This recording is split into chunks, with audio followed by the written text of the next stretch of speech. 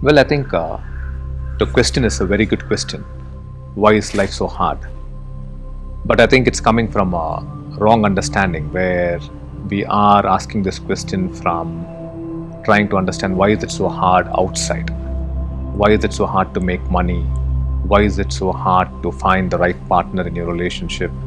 Why is it so hard to bring up your children? Why is it so hard to go to job every day and do your work? Why is it hard? Everything that I'm doing every day, why is it so hard? Why am I not enjoying it? There is so much of disturbance, there's so much of dissatisfaction, there's emotional disturbance. I'm just not able to enjoy it. So the question you're asking is a good question, but you're aiming it to the outer world. That question needs to be actually asked to the inner world. So what we are talking about is life is hard because your inner state is a disturbed state. You are coming from a very limited state. When you are living in states of anger, fear, guilt, insecurity, comparison, these are states which are very limited, and the nature of these states is it makes you experience life in a very hard way. It makes you feel life is very painful. It makes you feel life is a life lived with suffering. There's too many challenges. So because your inner state is so disturbed, every small thing in your life, every big thing in your life looks very challenging and actually feels very frustrating. So we have to work on our inner world, which is we need to become free of this limited states of our mind. We need to awaken to a powerful state of consciousness. What does that mean? A state where you are deeply connected to your husband, to your wife, to your work, to your vision, to your children, where there is a vision and meaning behind every relationship and every action that you're doing.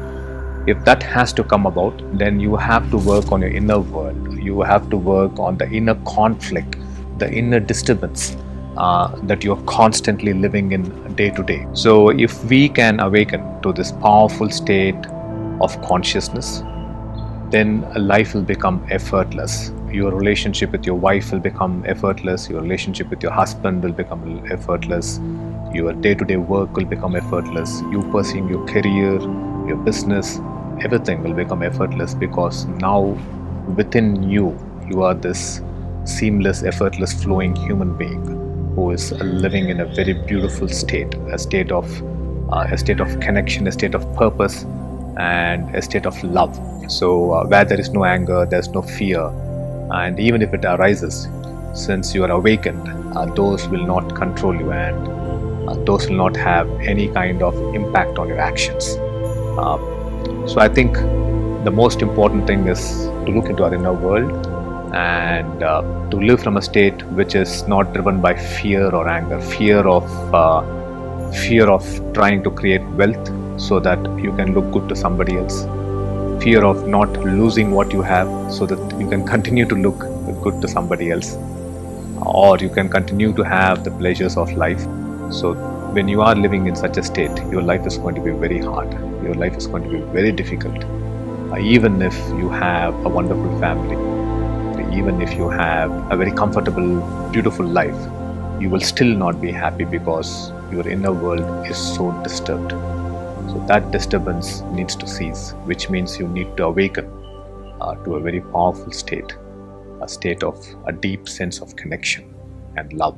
And that awakening happens in your consciousness. Once you awaken to this state of consciousness, you actually move from being limited to limitless.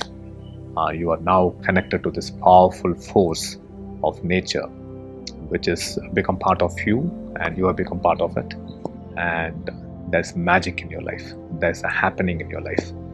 Every effort, every action that you're putting in will come alive because there is magic and effort that's being emanated by your consciousness. So it's very important that we learn to live in this powerful state. Then life will be seamless and life will be effortless.